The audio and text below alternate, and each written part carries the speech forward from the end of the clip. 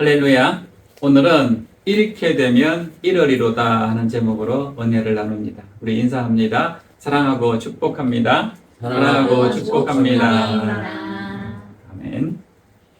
오늘 설교 제목을 이렇게 되면 이러리로다 라고 정했는데요. 이 말은 야곱이 사랑하는 막내 아들 베냐민을 내어주면서 한 말입니다.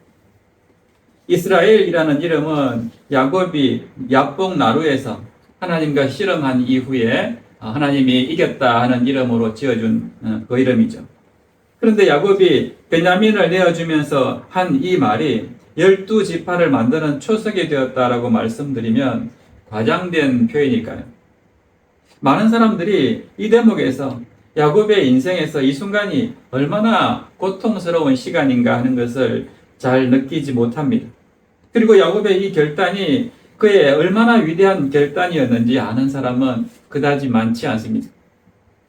야곱이 오늘 이런 말을 하게 된 데에는 그 이유가 있는데요. 그것이 무엇인가를 보겠습니다. 야곱에게는 12명의 아들이 있었습니다. 그 중에 그가 가장 사랑했던 아들은 요셉이었습니다. 그런데 요셉은 형들의 미움을 받아서 이제 애굽으로 팔려가게 되죠. 요셉을 팔아넘긴 형들은 아버지 야곱에게 요셉이 짐승에게 찢겨 죽었다라고 거짓말합니다. 야곱은 그 말을 믿고 이제 너무나 사랑하는 아들을 잃은 그 심정이 너무나 커서 애통해하면서 통곡합니다. 그렇게 요셉을 잃었다고 생각한 야곱은 이제 라헬이 낳은 또 다른 아들 베냐민을 특별히 사랑합니다. 혹시나 베냐민도 잃어버리지 않을까 하는 마음으로 베냐민에게 특별한 애착을 가지고 그렇게 살아갑니다. 그 사이에 애굽으로 팔려간 요셉은 이제 우리가 알다시피 애굽의 국무총리가 되었습니다. 그리고 가나안 땅에 기근이 들었습니다. 먹고 살 길이 막막해진 야곱은 아들들에게 애굽에는 양식이 있다는 소문이 있으니까 거기 가서 양식을 좀 사오라라고 이야기하죠. 그런데 애굽에 간 아들들은 정탐꾼으로 몰려서 오해를 받게 됩니다. 물론 그들이 그렇게 된 데는 이 형들을 회심시키기 위한 요셉의 책략이 있었습니다. 애굽의 총리가 된 요셉은 자신의 정체를 숨긴 채로 형들을 신문합니다. 그리고 형들을 신문하던 중에 자신의 동생 베냐민이 있다는 것을 알게 되고 또 그렇게도 그리던 아버지 야곱도 살아계신다 하는 것을 알게 됩니다. 그렇게 신문한 후에 요셉은 형들에게 양식을 주어서 돌려보내는데 대신에 시므온만은 볼모로 잡습니다. 그리고 베냐민을 데리고 돌아오면은 형들이 정탐꾼이 아니라는 사실을 인정하겠다라고 이야기합니다. 곡식을 받아 들고 돌아온 형제들은 아버지 야곱에게 이 사실을 알리죠. 그리고 형제 시몬을 구하기 위해서는 베냐민을 반드시 데리고 가야 된다고 이야기합니다. 그러나 이미 사랑하는 요셉을 한번 잃어버린 야곱은 좀처럼 베냐민을 보내려고 하지 않습니다. 자신의 또 다른 아들인 시몬이 애굽에 잡혀 있어도 베냐민만큼은 절대로 잃고 싶지 않다는 것입니다.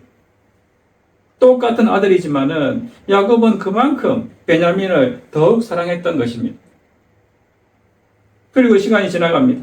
얼마나 지나갔는지 알 수 없지만은 1차로 가져왔던 곡식들, 그 양식이 다 떨어져 갈 때쯤에 이제 다시 기근으로 모든 식구가 죽을 그런 절망적인 상황이 되니까 유다가 아버지 야곱에게 간청합니다. 혹시 베냐민을 데리고 갔다가 만약 내가 데리고 오지 못하면은 그 모든 죄는 제가 다 짊어지겠습니다. 내가 대신 볼모가 되더라도 베냐민만큼은 반드시 아버지 품으로 다시 데리고 돌아오겠습니다. 이렇게 아버지께 간절하게 부탁합니다. 상황이 여기까지 이르니까 이제 야곱도 어쩔 수 없이 결단합니다. 그리고는 아들들에게 말합니다. 본문 11절에서 14절까지 말씀 보겠습니다. 그러할진대 이렇게 하라. 너희는 이 땅의 아름다운 소산을 그릇에 담아 가지고 내려가서 그 사람에게 예물로 드릴지니 곧 유향 조금과 꿀 조금과 향품과 모략과 유향나무 열매와 감복숭아이니라. 너희 손에 갑절의 돈을 가지고 너희 자루 아귀에 도로 넣어져 있던 그 돈을 다시 가지고 가라. 혹 잘못이 있었을까 두렵도다. 내 아우도 데리고 떠나 다시 그 사람에게로 가라. 전능하신 하나님께서 그 사람 앞에서 너희에게 은혜를 베푸사 그 사람으로 너희 다른 형제와 베냐민을 돌려보내게 하시기를 원하노라. 그러면서 하는 이 선포가 오늘 설교 제목입니다. 내가 자식을 잃게 되면 이러리로다. 이런 배경에서 야곱이 이런 결단의 말을 한 것입니다. 결국 야곱의 이런 결단으로 형들은 이제 베냐민을 데리고 요셉에게로 애굽 땅으로 가게 됩니다. 그리고 그 이후의 이야기는 우리가 알고 있는 대로 이제 요셉과 형제들이 다시 만나서 화해를 하게 되고 또 요셉의 가족들이 다 구원받는 그런 스토리로 이어집니다. 그런데 서두에 제가 이 야곱의 이 결단 장면, 내가 자식을 잃게 되면 이러리로다. 이 장면이 아주 중요하다고 말씀드렸습니다. 요셉 이야기, 또 이스라엘 민족을 구원하기 위한 중요한 터닝 포인트가 되기 때문입니다. 어째서 이 장면이 이렇게 중요한 그런 순간일까요? 그 이야기를 우리가 좀 더 구체적으로 살펴보기를 원하는데요. 여러분, 야곱의 인생을 한 가지 단어로 요약한다면 여러분은 어떤 단어를 떠올리시겠습니까? 야곱의 인생이 너무나도 파란만장해서 그가 고백한 대로 너무나 험악한 그런 생활을 해왔기 때문에 다양한 생각이 날 것입니다. 오늘 본문과 관련 짓는다면요, 우리는 무엇보다도 편애라는 단어를 떠올릴 수가 있습니다. 야곱은 어려서부터 편애하는 부모님 밑에서 자랐습니다. 그의 아버지 이삭은 큰형 에서를 사랑했죠. 그리고 그의 어머니 리브가는 야곱만 특별히 사랑했습니다. 그것을 창세기 25장 28절에 이렇게 표현하고 있습니다. 이삭은 에서가 사냥한 고기를 좋아하므로 그를 사랑하고 리브가는 야곱을 사랑하였더라. 남편과 아내가 사랑하는 아들이 다릅니다. 그런데 특별히 야곱을 향한 이 리브가의 사랑은 조금 도가 지나쳤습니다. 이삭이 에서에게 축복하려는 것을 엿들은 리브가가 야곱을 불러서 형으로 변장해서 그 축복을 대신 받으라고 종용합니다. 자신이 음식을 마련해 줄 테니까 아버지를 속이고 네가 대신 가서 그 축복을 받으라는 것이죠. 같은 배에서 태어난 아들입니다. 큰아들도 자기가 낳았고 둘째 아들도 자기 배로 낳았습니다. 그런데 리브가는 오직 야곱에게만 사랑을 쏟고 있습니다. 리브가가 얼마나 야곱을 편애했는지 알 수 있는 대목이죠. 당시 어머니 리브가의 이야기를 들은 야곱은 엄마한테 이렇게 이야기합니다.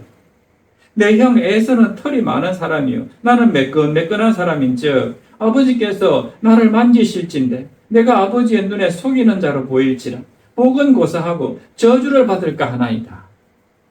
이 형과 나는 체질적으로 너무너무 피부고 뭐고 다 다른데 아버지가 내 팔만 만져봐도 당장 형인지 동생인지 금방 분간할 수 있고 그러면 나는 복은 고사하고 아버지한테 엄청난 저주를 받게 될 것 같다. 그런데 어떻게 아버지를 속일 수 있겠습니까? 이렇게 이야기를 합니다. 그러니까 리브가가 뭐라고 합니까? 내 아들아, 너의 저주는 내게로 돌리리니 내 말만 따르고 가서 가져오라. 아무 신경 쓰지 말고 너는 그냥 엄마가 시키는 대로만 하라는 겁니다. 다른 건 내가 다 책임지겠다는 것입니다. 결국 야곱은 아버지 이삭을 속여서 장자의 축복을 가로챕니다. 그런데 그 결과가 어떻게 됩니까? 그 결과는 너무나도 참혹합니다. 에서와 야곱의 사이가 엄청나게 갈등이 심화돼가지고 형이 동생을 죽이려고 합니다. 상황이 이렇게까지 흘러가니까 결국 이제 부모가 어떻게 합니까? 둘 사이를 떼어놓는 수밖에 없습니다. 같이 붙여놨다가는 언제 동생이 죽을지 모릅니다. 결국 리브가는 야곱을 800km나 떨어진 하란 땅, 외삼촌 라반에게로 피신시키죠. 그곳에서 야곱은 무려 20년 동안이나 온갖 어려움을 겪으면서 머슴살이를 했습니다. 그리고 마침내 하나님의 때가 되어서 고향으로 돌아오게 되는데 그때 야곱은 에서와 화해하기 위해서 정말 많은 노력을 하는 것을 우리가 성경을 통해서 보았습니다. 많은 물건과 재산과 종들을 보내서 어떻게든 형 에서의 마음을 달래보려고 합니다. 그가 야복 나루에서 홀로 남아서 하나님과 씨름하면서 그 목숨을 건 씨름을 했던 것도 이 문제와 관련이 있습니다. 이렇게 어머니의 편애를 받으며 자라난 야곱은 그 많은 고난을 겪었으면서도 이제 자신도 편애하는 삶을 살아갑니다. 가장 두드러진 요셉의 편애가 무엇입니까? 라헬을 향한 사랑이었습니다. 야곱은 라반에게 속아서 얼떨결에 언니 레아를 먼저 아내로 맞아야 됐습니다. 라헬을 사랑한 게 요셉이 아니라 야곱이었죠. 라헬을 아내로 맡겠다고 7년이나 모습처럼 살았는데요. 외삼촌 라반은 라헬을 아내로 준 게 아니라 몰래 언니 레아를 먼저 아내로 주었죠. 이걸 모르고 그렇게 결혼을 이제 아내로 맡게 되었는데 라헬을 다시 얻으려면 7년을 더 봉사하라라고 해서 또 합 14년을 봉사한 이후에 그렇게 모성처럼 산 이후에 이제 자기가 사랑했던 라헬을 또 아내로 얻게 됩니다. 그리고 이제 두 자매를 아내로 맞았는데 결혼한 이후에도 야곱은 먼저 결혼했던 이 레아에 대해서는 관심도 없습니다. 오직 두 번째 아내 이 라헬만 사랑합니다. 레아가 아들을 넷이나 낳을 동안에도 야곱은 레아한테 사랑을 주지 않습니다. 이 레아가 마음이 얼마나 힘들었는지 성경은 이렇게 묘사합니다. 창세기 29장 31절에서 33절 말씀 우리가 다시 봅니다. 여호와께서 레아가 사랑받지 못함을 보시고 그의 태를 여셨으나 라헬은 자녀가 없었더라. 레아가 임신하여 아들을 낳고 그 이름을 르우벤이라 하여 이르되 여호와께서 나의 괴로움을 돌보셨으니 이제는 내 남편이 나를 사랑하리로다 하였더라. 그가 다시 임신하여 아들을 낳고 이르되 여호와께서 내가 사랑받지 못함을 들으셨으므로 내게 이 아들도 주셨도다 하고 그의 이름을 시므온이라 하였으며. 여기 보면 레아가 남편 야곱의 사랑을 받지 못한 모습을 절절하게 기록하고 있습니다. 여호와께서 나의 괴로움을 돌보셨으니 이제는 내 남편이 나를 사랑하리로다. 여호와께서 내가 사랑받지 못하셨음을 들으셨으므로 이 아들도 주셨도다. 절절하게 고백하고 있지 않습니까? 레아가 얼마나 남편의 사랑을 못 받았던지 레아의 큰아들 르우벤이 합한 채를 자기 어머니에게 주는 이야기도 기록하고 있습니다. 결국 그 합한 채로 레아가 야곱과 동침을 해서 5째 아들 이사가를 낳고 또 그 후에 6째 아들 스불론까지 낳고 또 7째 딸인 디나까지 낳게 됩니다.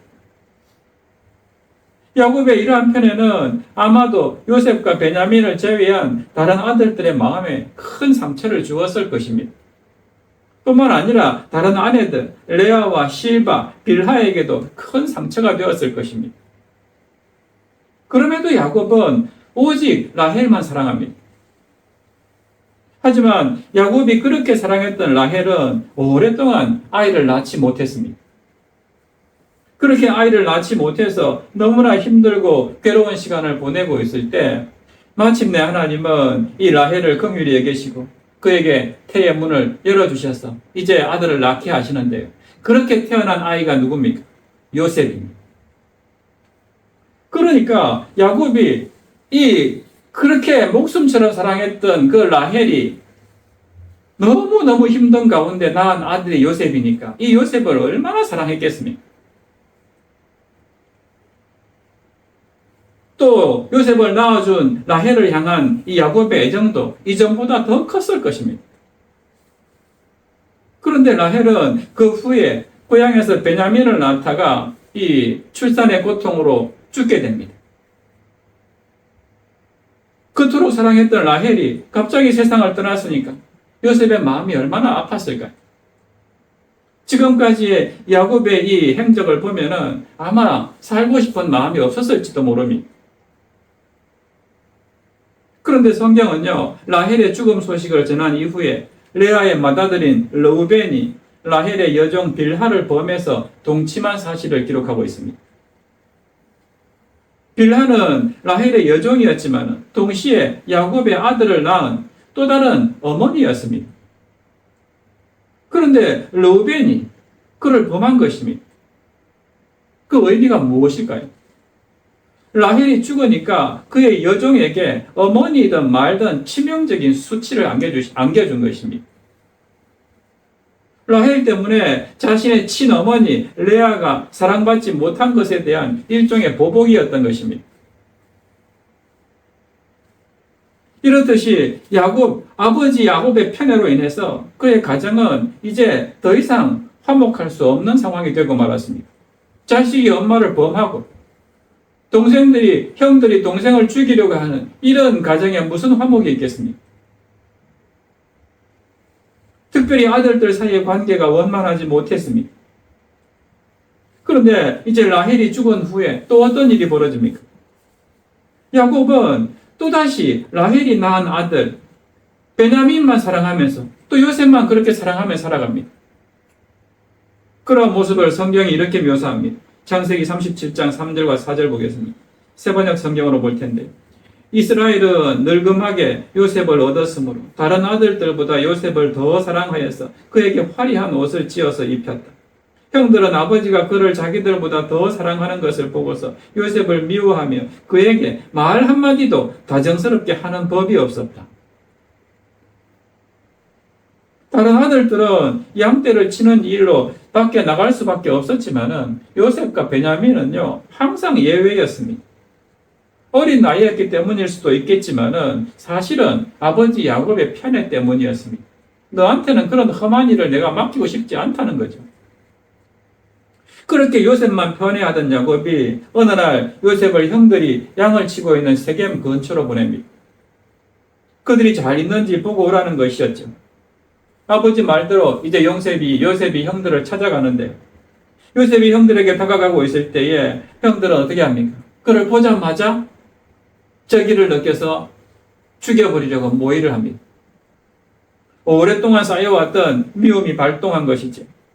그런데 다행스럽게도 넷째 아들 유다의 의견에 동조를 해서 그를 죽이지 않고 미디안 상인에게, 이스마엘 사람에게 팔아넘기자 해서 이제 팔게 되지 않습니까? 그렇게 팔려간 요셉은 이제 애굽 왕의 친위대장 보디발의 종으로 이제 살아가게 되는 것이죠. 요셉이 이렇게 애굽의 종으로 팔려간 데는 형들의 잘못도 물론 있지만요, 형들이 그렇게 요셉을 죽일 만큼 미워하게 만든 아버지 야곱의 잘못이 더 큽니다. 아들을 너무나 편애했기 때문에 다른 아들들과의 사이를 죽일 원수처럼 만들어 놓았다는 것이죠.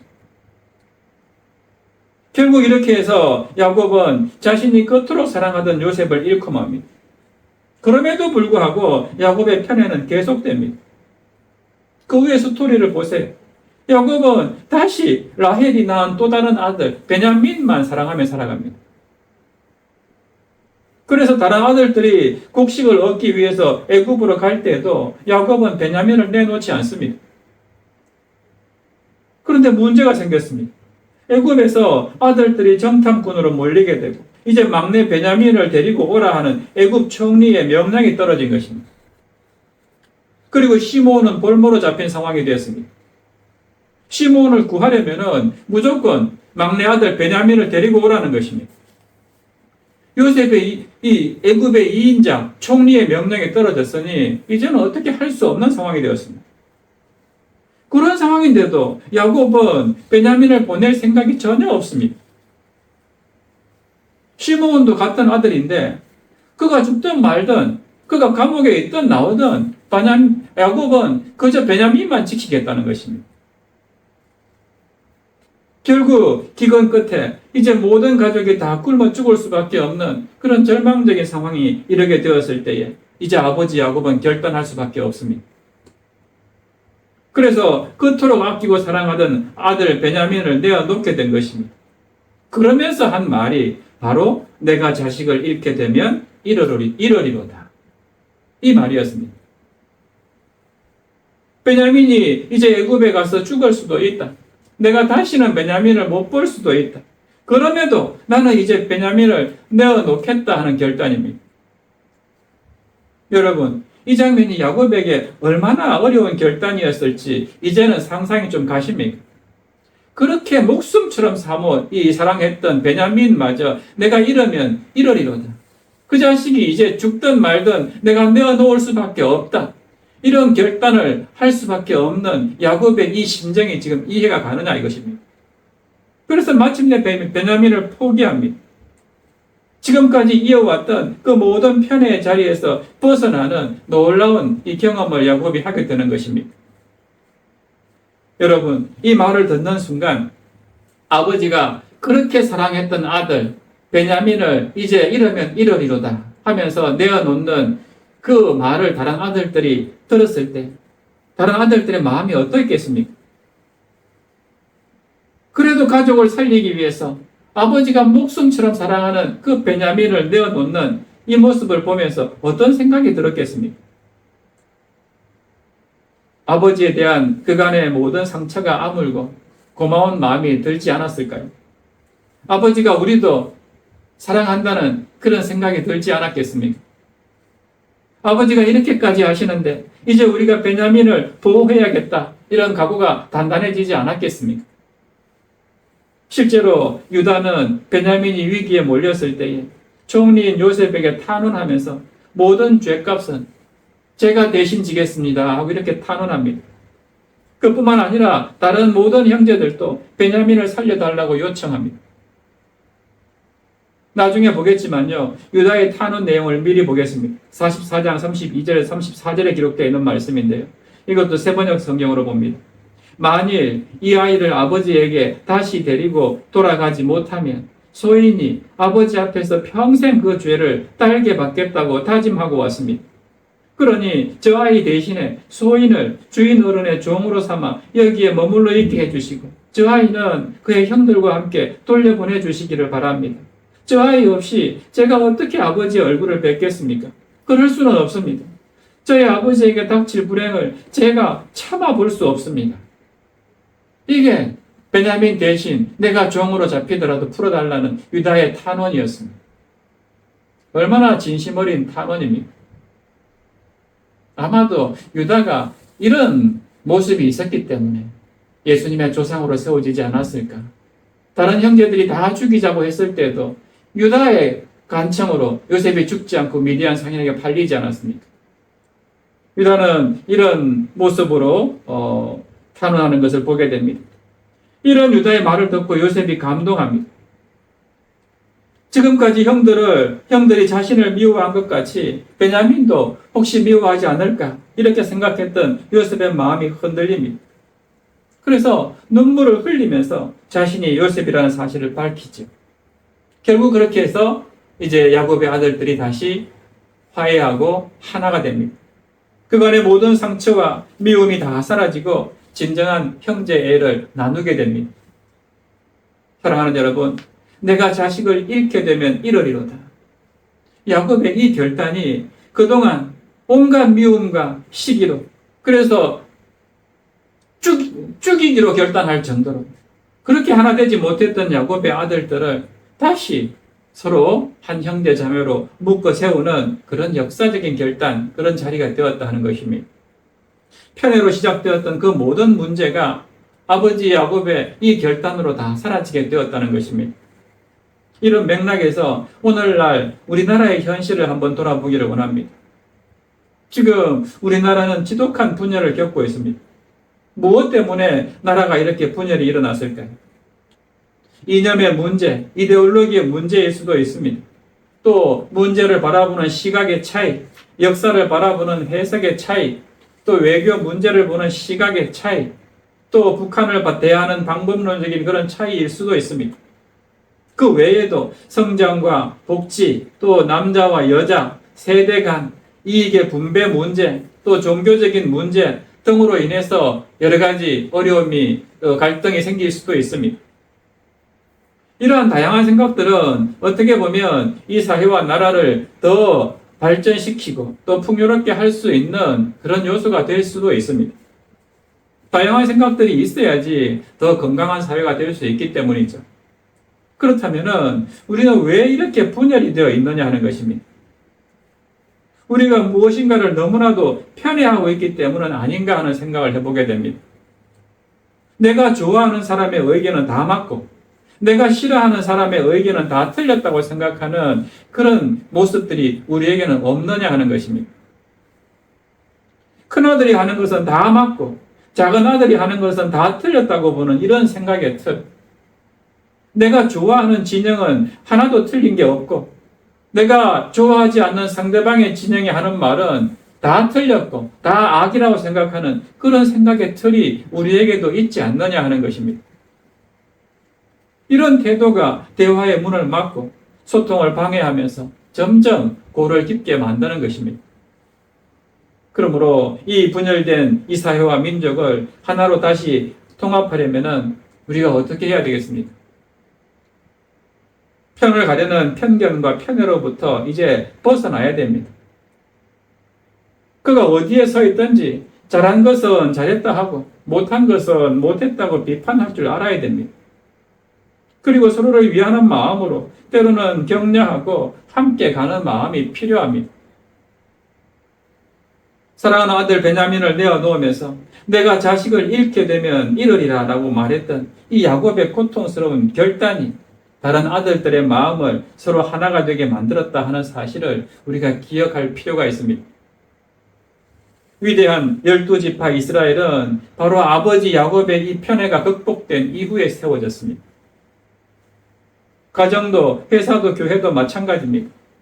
어느 곳에서든지요, 편애가 있으면은 분열이 일어나게 마련입니다. 편애가 강하게 되면은 그 공동체는 깨어질 수밖에 없습니다. 교회도 담임 목사 설교만 너무너무 좋고 나머지 부목사들은 아무것도 아니다. 반대로 부목사님 목설교는 너무너무 좋은데 담임 목사님은 아무것도 아니다. 이렇게 편애하게 되면 그때부터 분열이 시작됩니다. 엄청난 분열이 시작되고 갈등이 시작됩니다. 결국 깨어지는 교회들이 생겨납니다. 그러면 우리가 어떻게 해야지 편애하지 않고 모두를 사랑하고 품을 수 있겠습니까? 어떻게 해야지 분열된 가정과 교회와 이 나라를 다시 하나로 만들 수 있을까요? 우리 힘으로는 어렵습니다. 성령의 충만함을 입어야 됩니다. 오늘 야곱이 내 자식을 이제 잃으면 잃으리로다. 이런 결단을 하게 된 근거가 어디에서 나왔을까요? 더 이상 먹고 살 길이 없어서 어쩔 수 없이 나왔다고도 볼 수가 있겠지만요. 제가 보기에는 야곱이 그제서야 깨달은 것입니다. 우리가 왜 이런 고난을 당하고 있는지, 우리 가족이 왜 이렇게 분열되어 있는지를 그제서야 깨닫게 된 것입니다. 누가 깨닫게 해준 것입니까? 성령 하나님께서. 성령께서 야곱의 마음을 그렇게 만져주신 것이죠. 그러므로 우리가 분열된 이런 상황을 다시 하나로 만들려면 꼭 필요한 것은 우리가 성령의 충만함을 입어야 됩니다. 내 생각과 내 지혜로는 도무지 이런 생각이 깨어지지 않습니다. 생각하면 할수록 상대방은 계속 미워지고 내 말은 맞는 것처럼 생각이 되는데 어떻게 화해가 되겠습니까? 나는 잘못한 것이 하나도 없는데 어떻게 그 사람을 내가 용서하고 사랑할 수 있겠습니까? 그러나 내 안에 성령의 충만함이 있게 되면요, 상대방을 비판하기 전에 내 안에 있는 잘못을 먼저 깨닫게 됩니다. 나도 이렇게 잘못한 모습이 많은데 내가 누구를 비판하겠는가? 남을 비판하는 비판으로 나도 비판을 당하게 될 것이다 하는 성경 말씀이 생각나게 되는 것입니다. 편애는 분열의 영입니다. 그러나 성령께서는 연합하게 하고 하나 되게 하시는 하나님의 영이십니다. 그러므로 우리 안에 성령이 임하게 되면은, 그렇게 성령의 다스림을 받게 되면은 편애하고 분열하는 영은 사라질 수밖에 없습니다.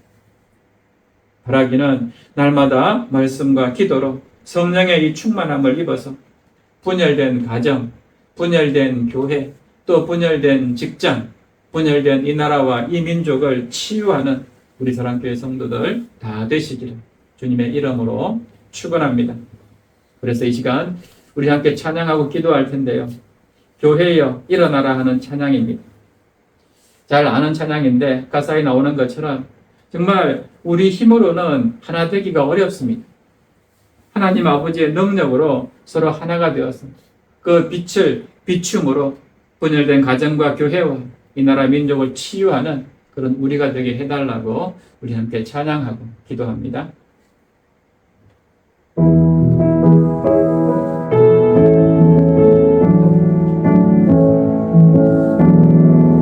교회여 일어나라 주께서 부르시니 두려움과 실패 내려놓고 교회여 일어나라 교회여 일어나라 교회여 일어나라 주께서 보내시니 우릴 부르신 삶의 자리에서 교회여 일어나라 우린 세상의 빛을 밝히는 하나님의 편지 주의 교회 통해 세상이 주를 보리라 일어나라 아버지 사랑으로 아버지 능력으로 서로 하나 되어 그 빛을 비추라 노래하라 아버지의 사랑을 아버지의 크심을 이 삶의 노래로 주님을 나타내라